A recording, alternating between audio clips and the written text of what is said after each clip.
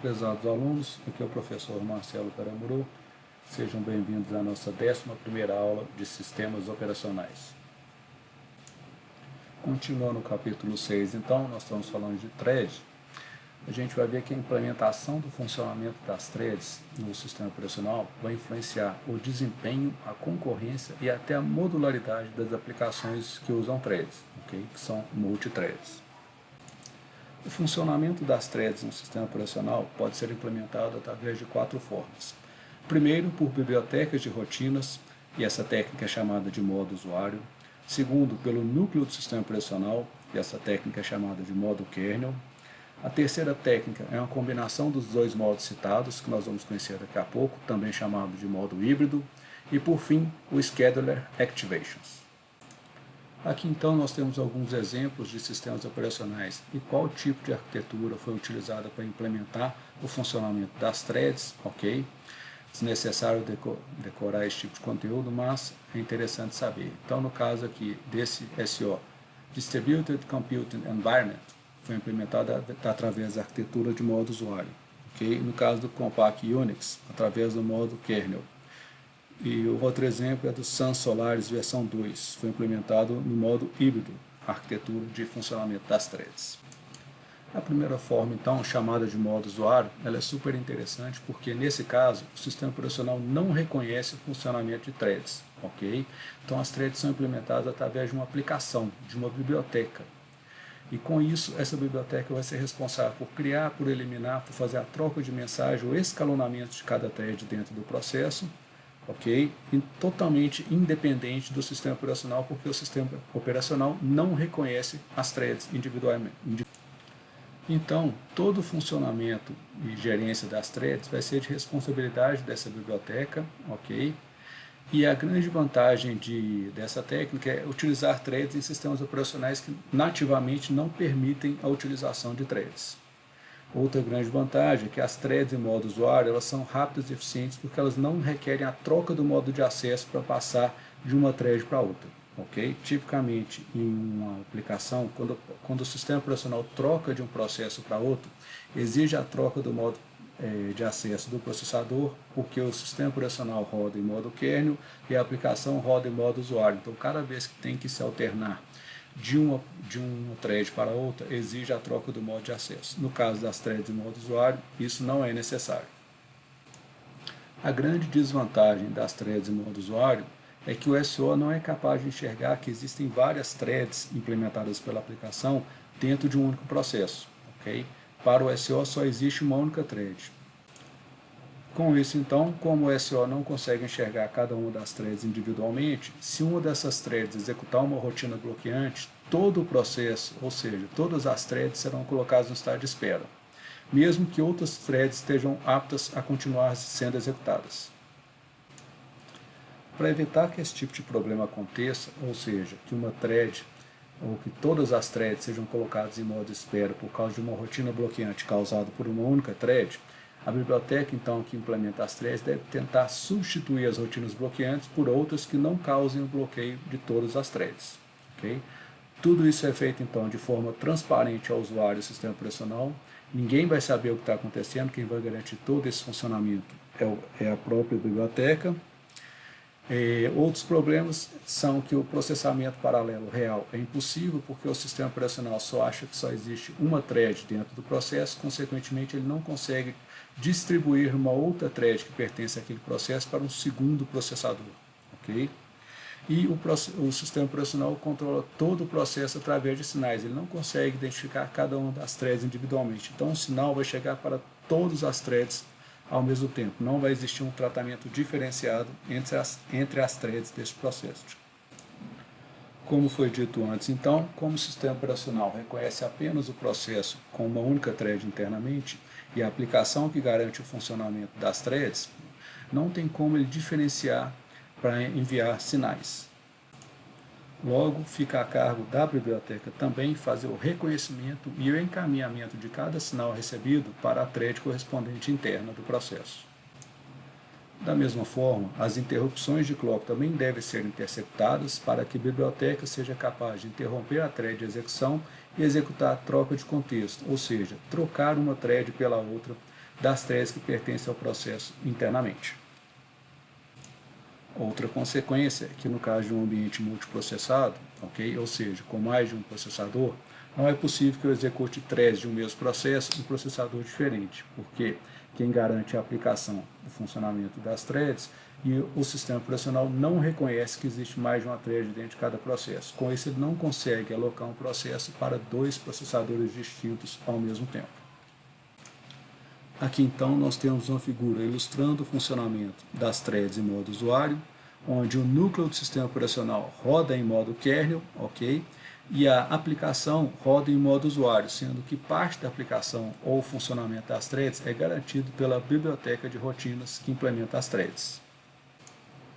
Com isso, a biblioteca de implementação das threads em modo usuário tem que garantir a criação, a eliminação, a troca de mensagens e o escalonamento das threads, de forma que o sistema operacional não sabe o que está acontecendo. Ou seja, o sistema operacional não reconhece threads e quem garante isso é a biblioteca de implementação das threads.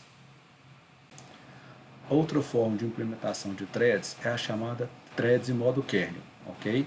Neste caso, as threads elas são implementadas diretamente através do núcleo do sistema operacional, através das suas rotinas, ok? Então, agora o SO sabe da existência de threads, de várias threads dentro de um mesmo processo e pode escolher individualmente cada uma dessas threads para execução. No caso de um ambiente multiprocessado, cada uma dessas threads vai poder ser executada simultaneamente em um processador distinto. O grande porém das threads em modo kernel é o baixo desempenho, porque no caso das threads em modo usuário, todo o tratamento, criação, eliminação, escalonamento das threads era feito sem a ajuda do sistema operacional. Então isso era feito tudo em modo usuário e de forma rápida, ok? Já no modo thread não. Precisa do funcionamento do núcleo do sistema operacional para fazer todo o processo de criação, eliminação e escalonamento. E com isso requer também a troca do modo de acesso e consequentemente cai o desempenho.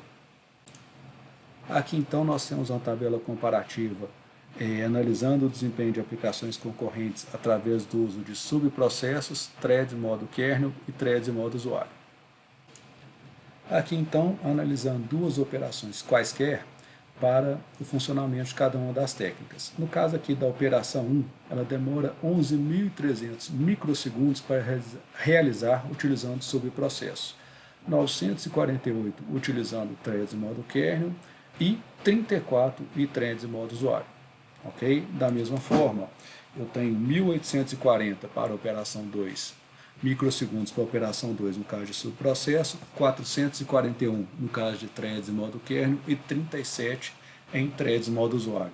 Ou seja, as threads em modo usuário são bem mais rápidas que as threads em modo kernel, que são bem mais rápidas do que utilizando subprocessos.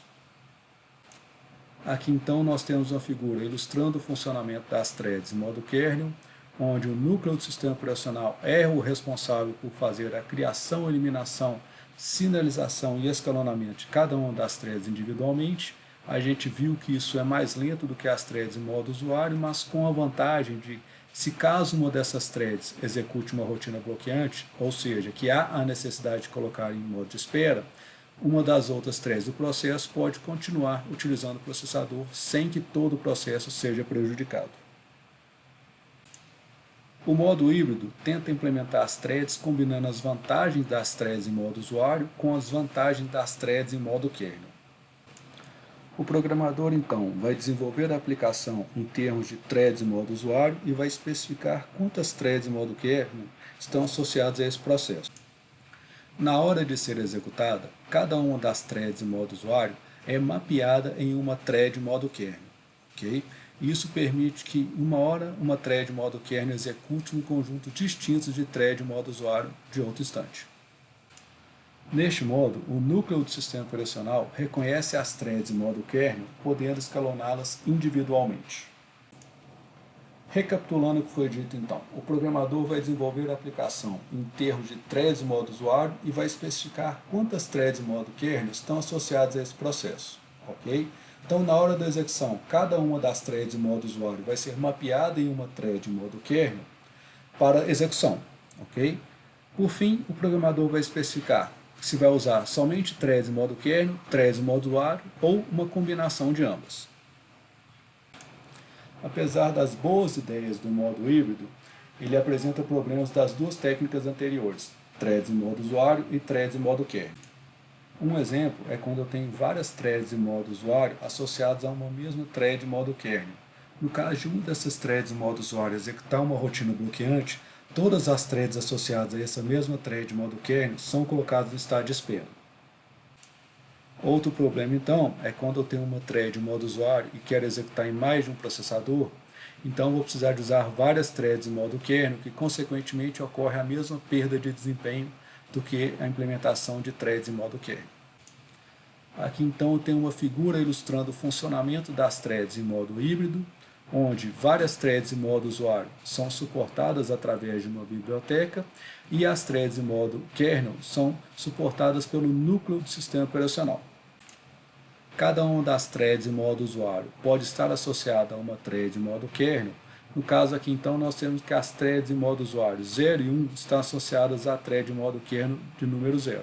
Okay? Então, se uma das duas aqui executar uma rotina bloqueante, somente as duas vão para o estado de espera, porque todas as demais são suportadas pela biblioteca e não estão associadas à mesma thread que o sistema operacional colocou no modo de espera. Então, apesar da ideia das threads em modo híbrido ser muito boa, ela acaba herdando os mesmos problemas das threads em modo usuário e das threads em modo kernel. Ou seja, se uma das threads em modo usuário necessita ser executada em processadores distintos, eu vou ter que associar ela a uma thread em modo kernel.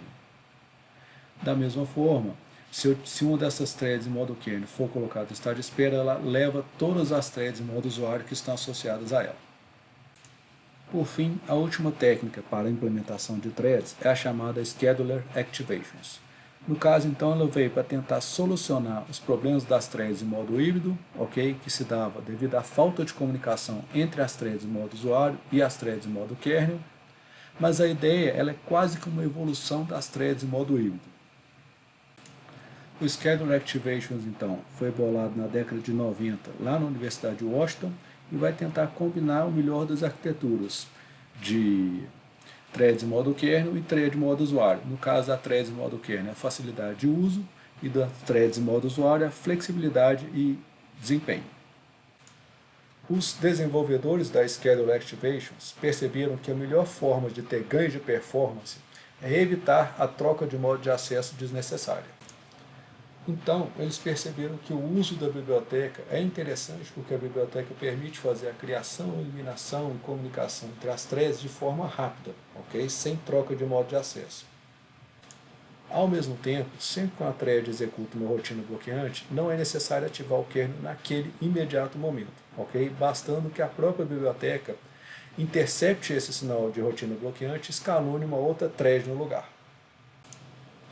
Isso é possível porque, apesar do núcleo do sistema operacional reconhecer cada uma das threads individualmente, ele se comunica e trabalha de forma cooperativa com a biblioteca de funcionamento das threads. Cada uma das camadas, então, biblioteca e núcleo do sistema operacional, vai implementar o seu escalonamento de forma independente, mas trocando informação sempre que for necessário.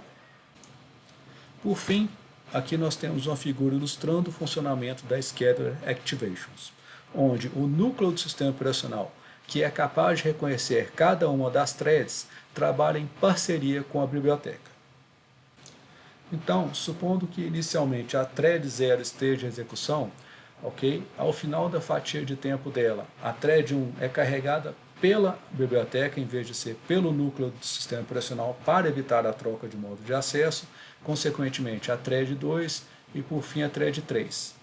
Se eventualmente a thread 3 executar uma rotina bloqueante, a biblioteca vai interceptar essa rotina bloqueante e colocar a thread 4 para execução.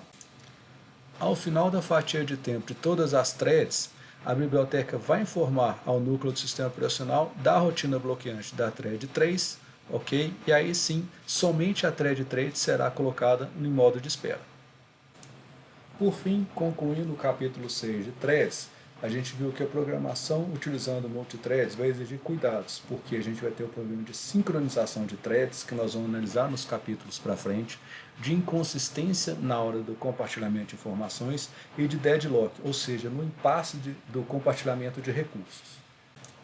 Continuando, por mais que threads tenham um desempenho tipicamente maior do que processos e subprocessos concorrentes, a quantidade tem que ter atenção com relação à quantidade e à forma que esses processos ou essas threads são criadas e eliminadas. Por fim, vai exigir do programador a análise de quais partes do código podem ser executadas em paralelo / concorrente, de forma a permitir um ganho de desempenho. E é isso, pessoal. Dúvidas, por favor, entrem em contato. Obrigado.